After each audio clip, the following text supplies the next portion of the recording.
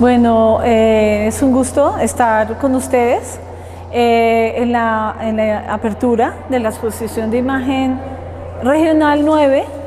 Estamos acá en Ibagué y se corresponde con la zona andino-amazonía. Vamos a hacer como un recorrido conversando acerca de cada una de las piezas que acompañan esta exposición. Pero de entrada quiero como decirles algo muy cortico, muy breve, y es, a mí me encanta Imagen Regional. Imagen Regional es un programa, llamémoslo así, del Banco de la República, existe desde el 95 y ha tenido diferentes formas, ha tenido diferentes curadores. En esta ocasión, digamos que cada región tiene un curador distinto. Por ejemplo, está Alexandra Jadado, Cristo Hoyos, o Yolanda Choice, o Máximo Flores, por decir algunos de los Edinson Quiñones, bueno, de los curadores de las otras regiones. Y ha sido lindísimo, digamos, trabajar en equipo, conversar, la emoción, digamos, que cada uno de nosotros y nosotras hemos sentido en el curso, digamos, del desarrollo de esta muestra. Acá hay artistas de Girardot, hay artistas de Neiva, de Florencia, obvio de Ibagué, y hay algunos artistas que viven, digamos, en zonas aledañas a esas grandes ciudades. ¿Listo? Entonces, solamente quiero decirles lo siguiente. El otro día estaba hablando con algunos de mis colegas y les decía que el tema de región se entiende en relación con la noción nación, y la noción nación en términos de Estado-nación es algo que empieza a existir, a construirse como ficción, como noción a finales del 18 y a lo largo de todo el 19, y desde luego dura al 20 y al 21, aunque algunos autores van a hablar, así como dicen que estamos habitando un mundo post-colonial, también van a decir que habitamos un mundo post-nacional. Pero eso da para otra conversación otro día. Entonces me vuelvo un momentico y simplemente les quiero decir que desde finales del 18 y a lo largo del 19 se está construyendo la ficción de la nación, o como lo llama Homi Bhabha, se está narrando la nación. ¿Cómo se narra la nación?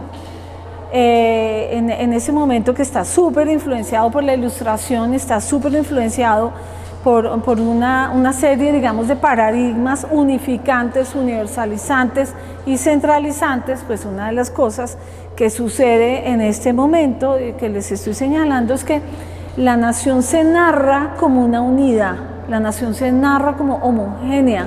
La nación en el 18, finales del 18 y a lo largo del 19, se narra como si fuera un monolito, como si fuera monolítico, como un poquito como cuando la gente dice yo, y la gente sueña que yo es uno, ¿cierto?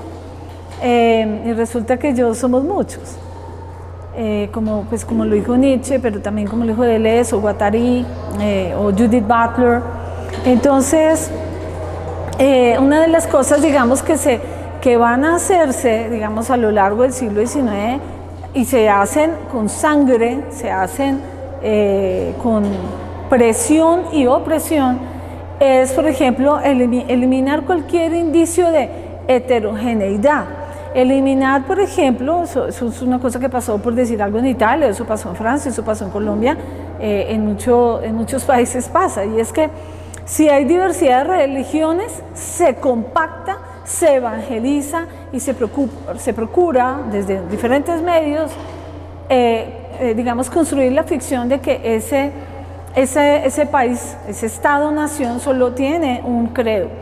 Se ficcionizan las etnias y se plantea solo hay una etnia. Por ejemplo, en Colombia, durante muchísimos años, apenas llevamos como 3 años y medio en que el Museo Nacional ha reconocido que nosotros somos un país diverso, que somos un país pluricultural y multiétnico, Y pues estoy dando un ejemplo con el Museo Nacional, porque el Museo Nacional es el museo del país, es el oficial museo del país. Y digamos eso pasará también con la Constitución. La Constitución de 1886 no tiene afros, no tiene indígenas. ¿Sí? La Constitución del 86 es una constitución profundamente colonial, de colonialismo interno. Entonces, la Constitución del 91 es una constitución muy reciente, altamente reformista, que una de las cosas que hace es reconocer, digamos, que ese país está constituido por multiplicidades, no es una unidad, y no tienen ningún interés que un país sea esa ficción. Esa ficción es violenta, es represiva y solo trae cosas terribles y aterradoras al lado. Entonces, una última cosa sobre esto, y es algo que va a pasar, por ejemplo, en Francia, pasa en España, o pasa en Italia, o pasa en Colombia, es que se procura que haya una unidad idiomática. Entonces, todo aquello que eran otras lenguas, literalmente se las mata o se las acalla o se las amordaza. Eso es un ejemplo de esa procura de producir un sueño de unidad. Ese es un sueño propio del Estado-Nación. Quiero decirles cuál es el paradigma contemporáneo. En un mundo, llamémoslo, postcolonial, decolonial, en un mundo postfeminista, en un mundo, también llamémoslo, postfordista y una última idea, digamos, postnacional, un elemento, digamos, que es muy importante para diferentes países, para las discusiones fuertes en diferentes lugares del mundo, es pensar que una noción es múltiple, es múltiple. Colombia está hecha de muchos colores de piel, como lo diría Delcy Morelos. Yo no soy blanca, no soy caucásica, tampoco soy afro. Yo soy digamos, un ejemplo de uno de los colores de piel que habitan este diverso país.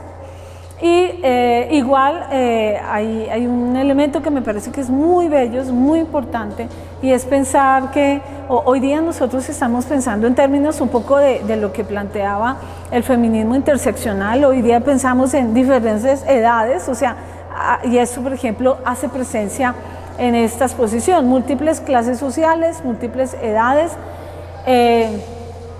múltiples intereses en términos del arte. Acá entonces, pensando, digamos, en la noción de feminismo interseccional, aquí lo que nos vamos a encontrar es la diversidad, la multiplicidad, el reconocimiento más bien de los múltiples fragmentos. Usaba yo en un textico que estaba escribiendo la noción de colcha de retazos, o sea, un país, y es un piropo, un país es una colcha de retazos. Una unión de diversidades, gastronomías distintísimas. Una gastronomía del Caribe insular no tiene nada que ver con la gastronomía de Tolima, que no tiene nada que ver con la gastronomía de Amazonía. Entonces, eso, yo le canto a eso, por eso me encanta este programa del Banco de la República, me parece extraordinario, porque en cuanto que se llama imagen regional, está recordando la región en un país que es muy centralista. Es bogotanocéntrico, medellinocéntrico e inclusive calicéntrico. Y resulta que Colombia está conformada por una cantidad increíble, bellísima, de climas distintos, de coreografías distintas, de escenarios culturales también distintos. Y espero que digamos, esto que estamos viendo aquí en la biblioteca de Río Chandía en Ibagué, pues demuestre y dé cuenta de esa interseccionalidad, de esa diversidad y de esa como complejidad. Porque creo que una cosa que los invitaría a que pensemos es eso, pensar en la complejidad y no en lo plano, porque podría ser interesante lo plano, además, cuando lo plano no es. Bueno, entonces, diciendo esta introducción, vamos a hacer un recorrido, vamos a hacerlo ágil para que no los aburra, por cada una de las exposiciones, por cada una de las obras, y después hacemos como una miradita a todo el conjunto. Entonces, bienvenidas y bienvenidos a este recorrido. Bien, arrancamos a este lado con Armando Esteban Tovar. Armando, él es de Girardot. Y Armando ha hecho, él de continuo, él es una persona que continuamente está haciendo dibujos, por ejemplo, con esfero. Varios de los que estamos viendo están hechos o con esfero o con lápices de colores, ¿cierto? Con elementos absolutamente sencillos a la mano, con hojitas de tamaño carta. Armando no para de dibujar. Es una persona que está interesada en el diseño gráfico, y en Girardot en ese momento está estudiando. Él me presentó un portafolio lleno de dibujos. Eran muchísimos, porque, como les digo, él no para de hacer esta especie, digamos, de bestiario, buenísimo, interesantísimo. Y entre este bestiario de seres, digamos, imaginados, que por cierto es muy bello esto como obsesión humana, ¿no? La idea de construir, digamos, unos animales, muchos de ellos inexistentes. Me gusta que entre todos ellos hay esta, que es como una de estas cosas, no es como las otras. Me encanta, porque esto es como un fantasma, pero igual también es como un kraken, ¿no? ¿Quién sabe? No tengo la menor idea. Son animales soñados, imaginados, de Armando. Los hemos colgado de una manera que se sienta el papel, que se mueve el papel, que se ve la fragilidad, y también, en cierto sentido, como la espontaneidad que posee el quehacer de Armando. A este lado tenemos a Juan Carlos Jiménez. Juan Carlos es un artista de Nariño, y hace un tiempo se pasó a vivir a Ibagué. Es un gran instalador, es un gran dibujante. Él también me mostró un portafolio cuando yo vine y visité cada una de las ciudades. Entonces él me mostró muchísimo obra, muchísimo trabajo, magnífico todo. Muy interesante, siempre como con técnicas y lenguajes innovadores y distintos. En este caso él está, digamos, revisando como hagan de cuenta, desde Google Earth, lugares en donde se está haciendo una explotación minera en el país. Por eso abajo ustedes encontrarán que se encuentran, digamos, unas latitudes y longitudes. Esa es como la marca detrás de cada uno de los dibujos. Estos dibujos entonces se están mostrando en humus, están hechos en tierra. Son unos dibujos bellísimos, frágiles, delicados, que además están hechos con un cuidado, una intensidad extraordinarios. Entonces acá está Juan Carlos con esta serie en la que reflexiona en torno al extractivismo. Por este lado tenemos a Jonathan Cataño. Jonathan, esta obra de él habla y tiene un diálogo muy bello con lo que fue su tesis de grado aquí de la UT, de la Universidad del Tolima, en el marco de la cual él está pensando muchísimo lo vernáculo, las formas arquitectónicas vernáculas, pero también está pensando en la tierra, está pensando en lo vivo, en lo viviente, en las hormigas, en los insectos, en el cuarzo que hay en la arena, en la boñiga, en los pasticos, en diferentes elementos que conforman la complejidad de este planeta en el que tú y yo vivimos. Y digamos que aquí hay una adecuación, un repensar ese trabajo de grado, Lo mismo tiene materiales, esto está hecho con materiales que tienen negociaciones o que conversan con las formas arquitectónicas vernáculas, y de nuevo entonces hablan con el mundo del campesino, que es algo importante para Jonathan, pero de nuevo dialogan de una manera amable, cálida, con los no humanos. El otro día estábamos hablando con Jonathan y yo le estaba haciendo una toma cercana a la pieza y por acá había como una hormiguita, y me gusta mucho que aquí hay una tilancia, ¿no? Miren, acá hay una tilancia, ella está feliz, todos los días él riega la obra, y me parece que eso es una cosa que es muy propia del arte contemporáneo, es que el arte contemporáneo trabaja con obras vivas. Esta obra está viva, y bueno, en general esta exposición está viva. Este es Carlos Zúñiga. Carlos, esto es una cosa que pasa, por ejemplo, mucho en muchas regiones del país. Carlos viene del mundo campesino, sus padres y sus abuelos fueron campesinos. Él está abordando acá un tema que desafortunadamente pues va a marcar a muchos artistas colombianos contemporáneos, y es el tema de la violencia. Él cuenta que cuando él era niño, él está, por fortuna no está en su casa, pero su padrastro sí está en un momento en que en su pueblo hubo una toma guerrillera, y la toma duró 3 días, una toma en la que se explotaron como 100 cilindros de gas como arma. Acuerden de esa etapa terrible del país, y él, digamos, queda muy marcado. Él como artista y como víctima le interesa mucho hacer una obra, un trabajo en donde no se revictimice. Y digamos que aquí en esta animación esto sería lo que llamamos un videomapping.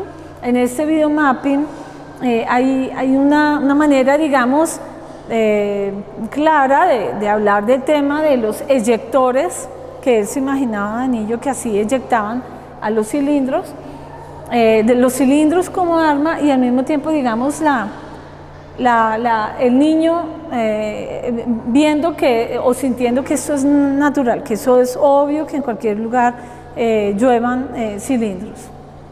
Entonces esto es de Carlos Zúñiga. Acá está David Camilo Gutiérrez. David Camilo, en ese momento que estamos en la apertura de esta exposición, no nos acompaña. Él está en Fusagasugá. Ese trabajo se llama Emprendimiento. Es un trabajo hecho, entre otras cosas, sobre un soporte pobre, sobre un soporte humilde, que eso es cartón corrugado, más o menos es el cartón que se usa para empacar, ¿no?, las cajas o qué sé yo, con cinta. Está hecho de una manera, digamos, que se siente precaria, entre comillas, pero al mismo tiempo es un gran dibujante, y realmente a mí me parece que también es un gran colorista.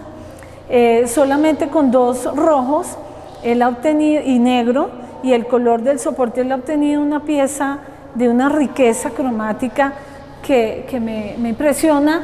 Tiene lo que nosotros llamamos un muy buen lejos, o sea, esta pieza desde la entrada se manifiesta esos elementos urbanos, estos elementos que hacen pensar también en el tema de las manifestaciones, de las salidas a la calle, de la gente, digamos, de la voz de resistencia por parte de comunidades. Entonces esto es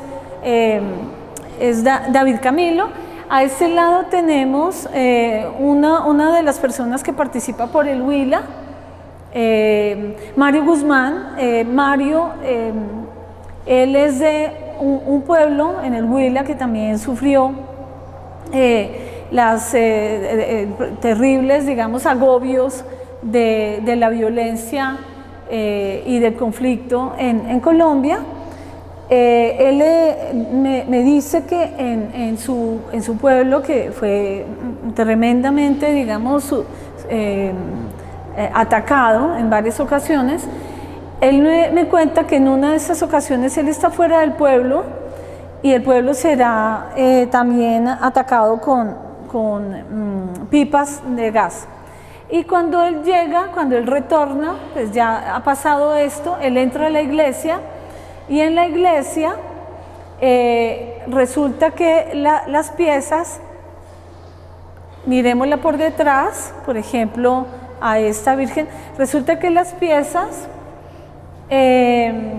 están medio rotas, las vírgenes, los santos, el Cristo, están vueltos nada, fragmentarios, rotos, y entonces él coge estas esculturas, él es escultor, pero también es pintor, coge estas esculturas y las va a intervenir, como ustedes vieron, con diferentes elementos, con elementos metálicos, con elementos cromáticos, porque también acá hay intervención, con cosas como que hacen parte como del día a día, y las va juntando para producir este ensamblaje tan interesante y tan estremecedor.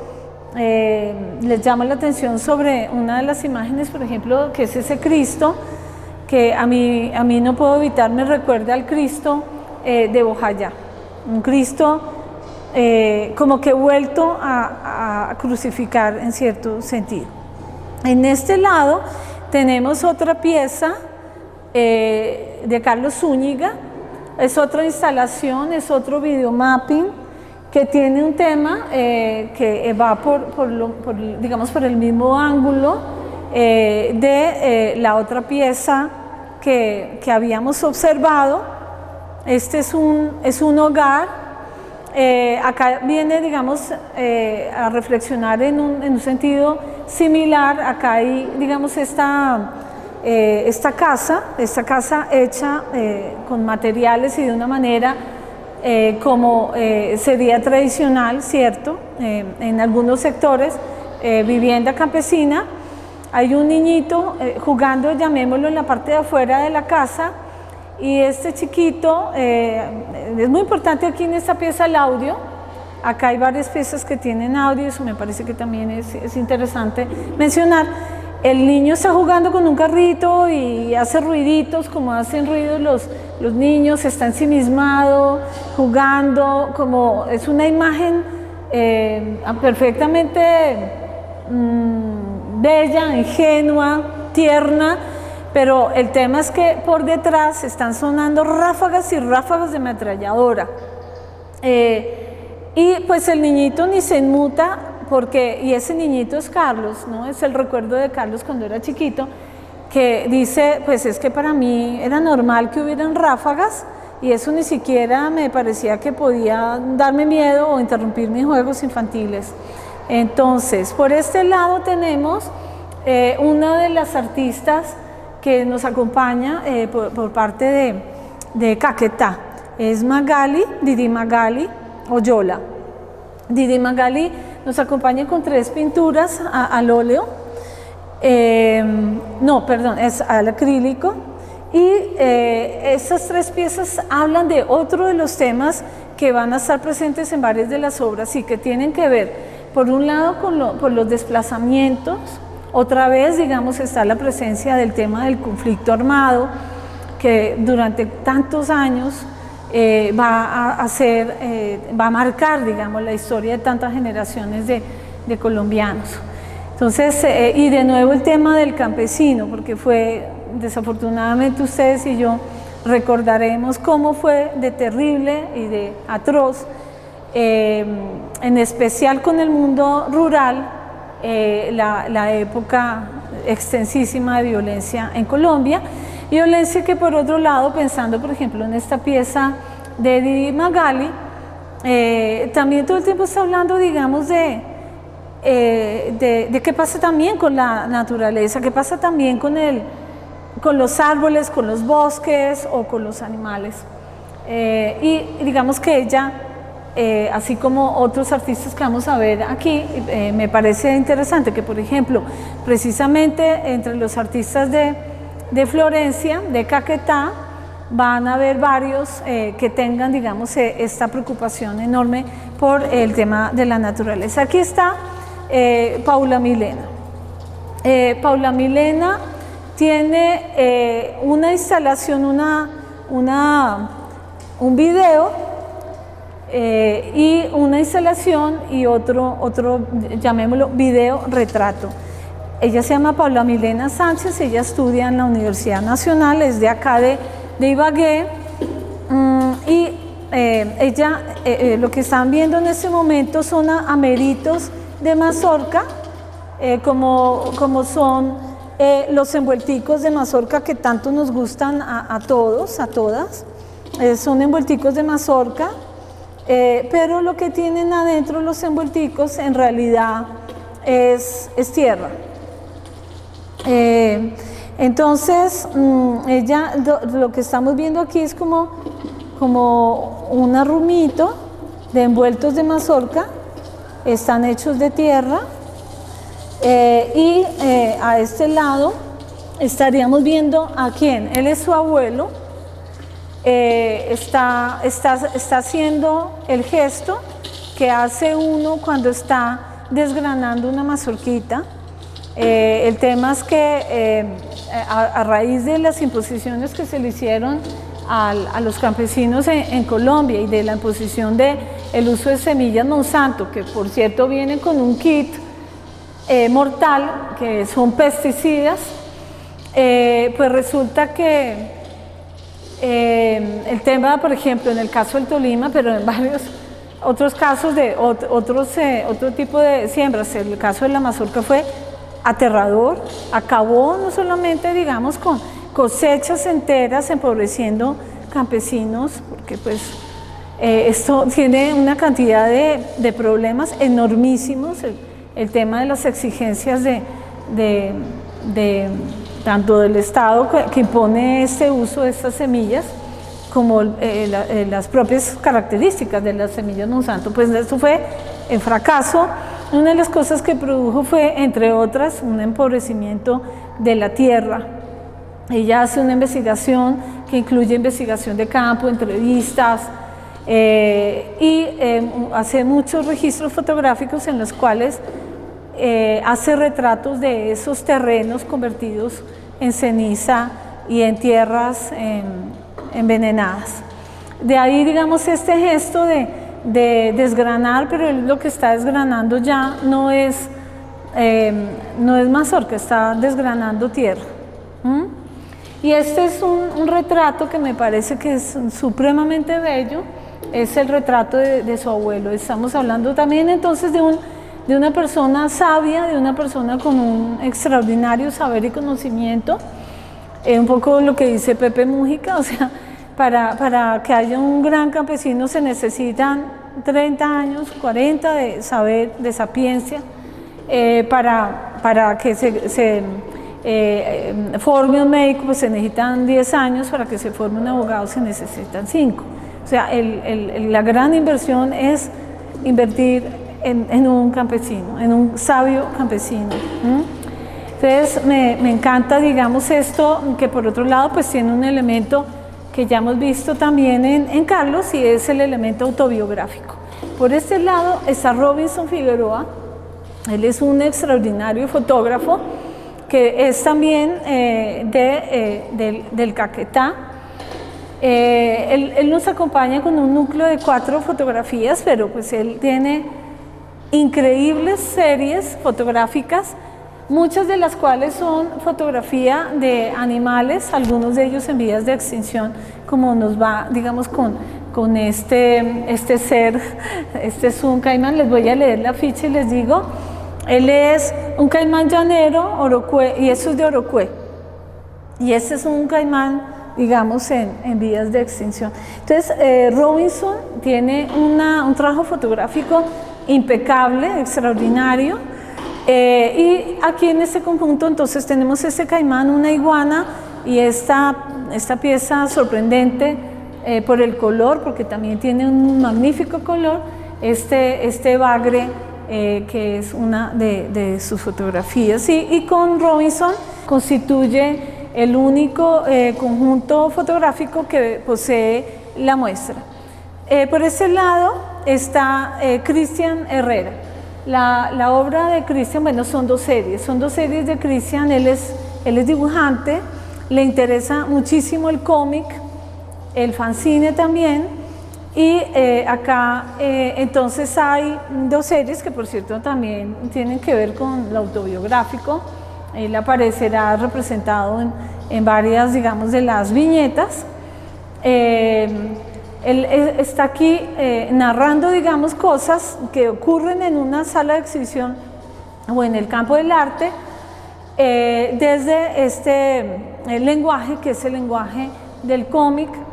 Y digamos, me gusta mucho esta idea de traspasar las fronteras, al mismo tiempo esto no está en el formato revistilla, que sería como la usual en el cómic, que está puesto en la pared un poco como si fuera un cartel. Entonces, este juego, digamos, de lenguajes híbridos, creo que hace parte, digamos, de esta muestra. Por ese lado, hay otro de los artistas que viene de Caquetá, es Eliberto Ariza. Eliberto, un poco como les decía que nos pasa con Didi Magali Oyola, Eliberto también está muy preocupado por el tema de los animales, de los bosques, de la vegetación. Acá él hace unos dibujos muy bellos en papel, con tinta.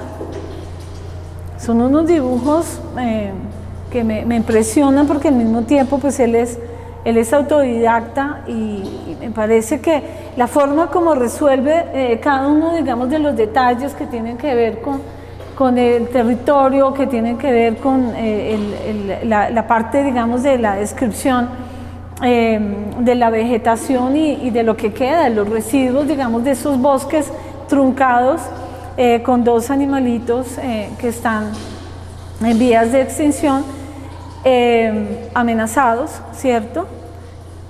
Aquí entonces está plasmada como otra de las cosas como que a todos nos desgarran y nos sangran. Por este lado está Javier Morales. A Javier yo lo conocí en la Javeriana porque él, aunque él es de Ibagué, él estudió en la Javeriana de Bogotá. Este trabajo de él es una variación de algo que ya viene trabajando atrás. Esto se llama transubstanciación de lo vivo al objeto, y digamos que eso es una instalación de múltiples piezas pintadas con elementos siempre recogidos de la calle, de los andenes, ¿no? Estos pedacitos de maderita, chiquitos, grandes, medianos. Él es un pintor que todo el tiempo está trabajando. Le interesa mucho el mundo de los vivientes no humanos, el mundo híbrido, el mundo de la magia, el mundo también de la santería. Acá arriba aparece Shango, por ejemplo, pero por otro lado, por acá aparece como un macho cabrío. Él le interesa mucho, por ejemplo, los chulos y ese animal como un animal bastante maltratado por la gente, con una muy mala fama, pues es un animal importantísimo y súper necesario. Por acá, por ejemplo, o sea, todos son tan bellos. Este es un autorretrato, por ejemplo, y algunos son fachadas de casas, porque él está fascinado por algunos pueblos tolimenses que tienen unas fachadas súper hermosas, con una reflexión cromática exquisita. Y sobre eso él tiene una teoría que me fascina, porque él dice que hay una influencia constructivista sobre estas fachadas de estas ventanas. Entonces esta pieza, que es como una pieza que se expande, ¿cierto? Compuesta por múltiples piezas, incluyendo las que están en el piso, que son piezas de cerámica, porque él también hace cerámica. Por este lado tenemos otro artista de Neiva, Segundo Salamanca. Segundo Salamanca, yo me acuerdo que cuando nosotros nos conocimos fue súper interesante conversar con Segundo, y Segundo todo el tiempo me estaba, digamos, haciendo alusión con mucha preocupación y con mucha pasión, me estaba hablando del parque arqueológico y de las piezas agustinianas. Él se siente como una persona que es parte, digamos, de esta etnia, que es parte de esta tradición, de este escenario mítico, prehistórico, en el marco del cual él siente conexión, él siente las resonancias.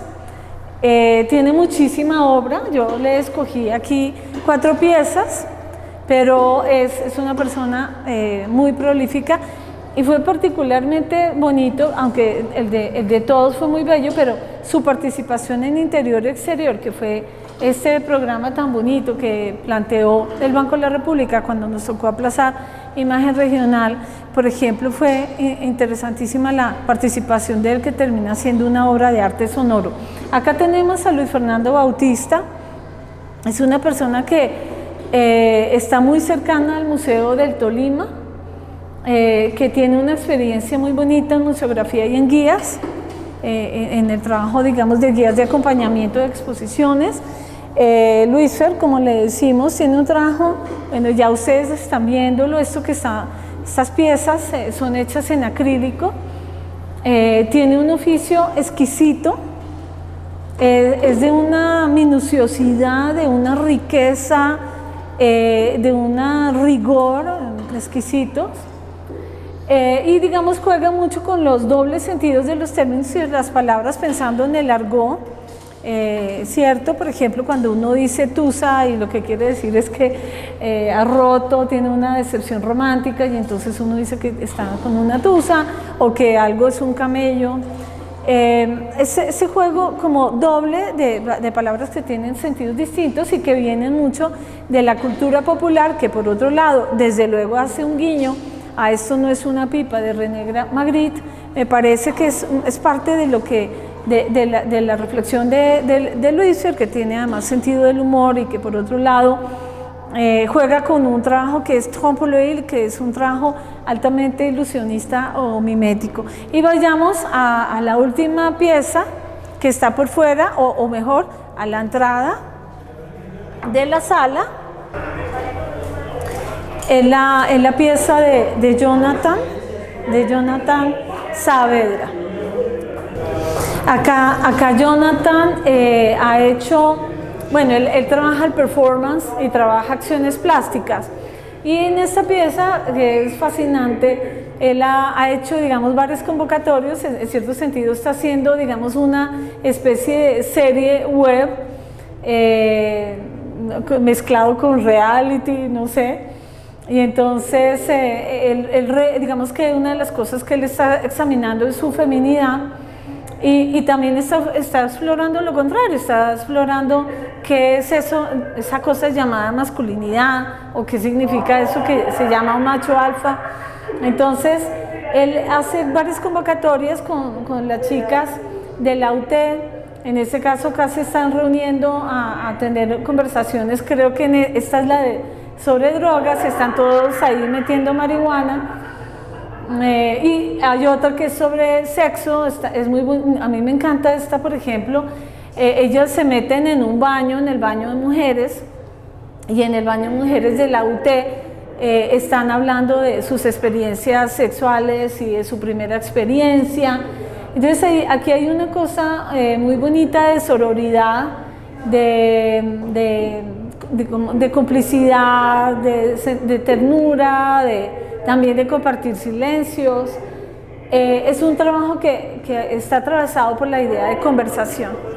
Y digamos que en este caso hemos hecho una instalación que está poblada, digamos, por los elementos de su casa, porque su trabajo, así como decíamos, pasa con Carlos Zúñiga o Paula Milena Sánchez, es un trabajo que está impregnado de elementos autobiográficos. Entonces, bueno, hemos adecuado esta entradita de la sala Y aquí ocurre y acontece, digamos, la muestra de los videos, de los programas de Jonathan.